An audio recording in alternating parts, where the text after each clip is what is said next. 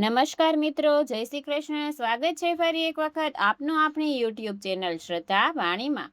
તો મિત્રો, આજના આ વિડીયોમાં આપણે 16 જુલાઈ 2026ને ગુરુવારે આવનારી અષાઢી બીજ વિશે વાત કરવાના છીએ.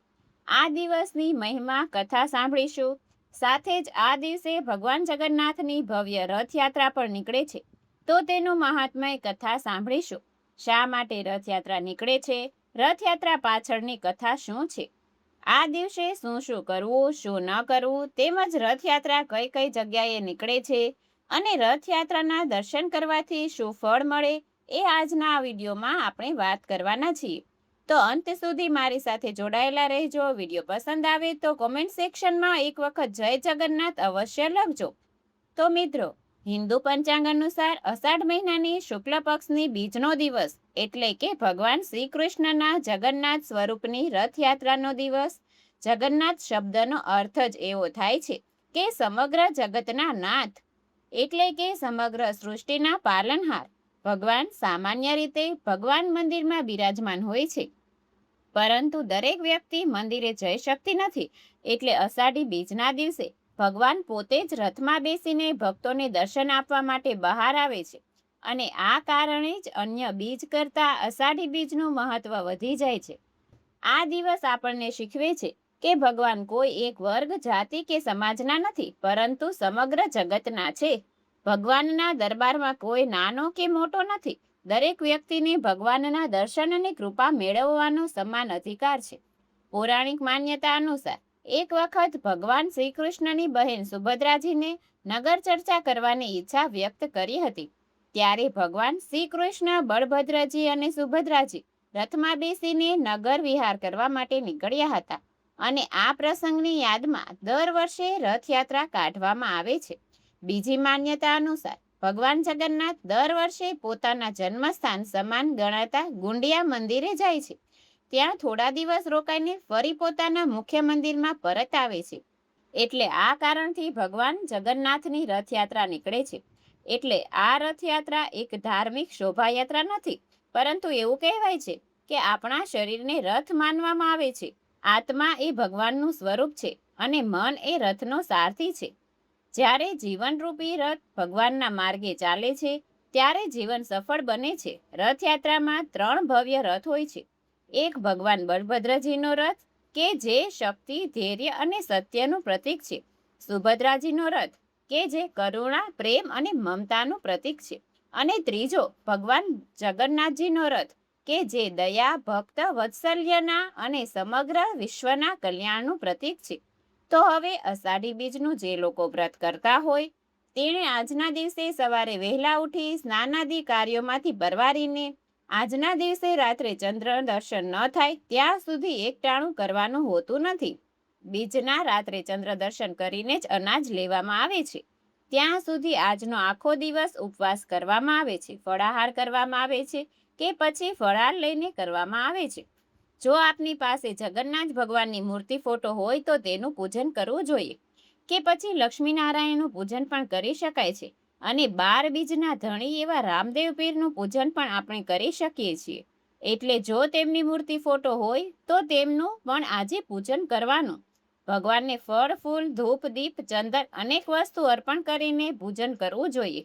અને જો આપણે ગામ, શહેરમાં ભગવાન જગન્નાથની રથયાત્રા નીકળતી હોય તો ત્યાં દર્શનાર્થે જવું જોઈએ. અને જો ત્યાં જઈ ન શકીએ અથવા તો આપણા શહેરમાં રથયાત્રા નીકળતી ન હોય તો અત્યારે ટીવીના માધ્યમથી, મોબાઈલના માધ્યમથી પણ આપણે અનેક શહેરોની રથયાત્રાના લાઈવ દર્શન પણ કરી શકીએ છીએ. તો હવે આપને એવો પ્રશ્ન થાય કે રથયાત્રાના દર્શનનું આટલું બધું શું મહત્વ છે? તેના દર્શન કરવાથી શું ફળની પ્રાપ્તિ થાય છે? તો કહેવાય છે કે ભગવાન જગન્નાથની રથયાત્રાના જો દર્શન કરવામાં આવે છે તો જન્મો જન્મના પાપનો નાશ થઈ જાય છે. ભગવાનની આપણા ઉપર વિશેષ કૃપા થાય છે.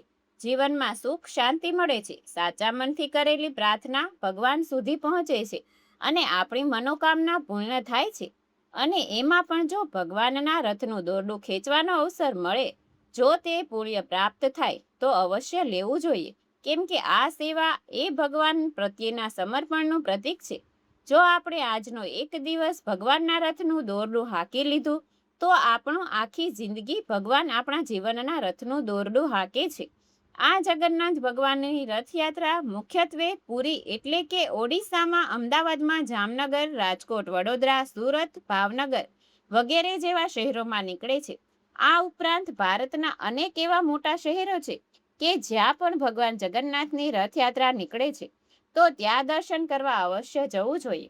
તો આજના દિવસે ભગવાનનું પૂજન કરીને જો વ્રત કરવાના હોય તો વ્રત કરવાનો, અને વ્રત કર્યું ન હોય તો પણ ભગવાનનું પૂજન કરી શકાય છે.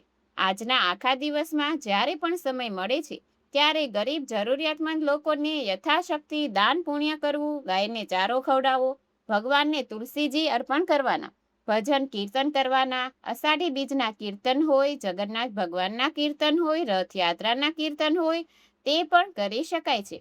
ગીતાજીનો અધ્યાય વાંચી શકાય, ભાગવત કથા પણ વાંચી શકાય છે, કે પછી જગન્નાથ ભગવાનની જે કથા હોય, વાર્તા હોય, તે પણ આજના દિવસે આપણે સાંભળી શકીએ છીએ. આજના દિવસે એટલી વસ્તુનું ધ્યાન રાખવાનું કે કોઈનું અપમાન ન કરવું, લડાઈ ઝઘડો કરવો નહીં, કડવા શબ્દો બોલવા નહીં, નશો કરવો નહીં, માંસાહાર કે તામસિક ભોજનથી દૂર રહેવું, ખોટું બોલવું નહીં, છેતરપિંડી કરવી નહીં, કે પછી કોઈનું દિલ દુભાવવું નહીં. અને જો આપણે રથયાત્રાના દર્શન કરવા જોઈએ તો ધક્કામુક્કી કરવી નહીં, શાંતિથી જગન્નાથ ભગવાનની રથયાત્રાના દર્શન કરવાના, અને સૌ લોકો શાંતિથી દર્શન કરી શકે એવી વ્યવસ્થા પણ કરવાની. જો આજના દિવસે આપણા શહેરમાં જગન્નાથ ભગવાનનો મહાપ્રસાદનું આયોજન કરવામાં આવ્યું હોય તો ત્યાં પ્રસાદ લેવા પણ અવશ્ય જવું જોઈએ, અને મહાપ્રસાદમાં સેવા પણ આપવી જોઈએ. એટલે આ રીતે અષાઢી બીજના દિવસે નીકળતી જગન્નાથની રથયાત્રા એ આપણા સમાજમાં એકતાનો સંદેશ આપે છે. ભગવાનના રથને ખેંચવામાં રાજા હોય કે ગરીબ હોય, સંત હોય કે આપણા જેવો સામાન્ય વ્યક્તિ હોય, દરેક વ્યક્તિ સમાન ભાવથી જોડાઈ શકે છે. એટલે આ દિવસ એ ભગવાન સુધી પહોંચવાનો સૌથી સરળ અને ઉત્તમ દિવસ છે.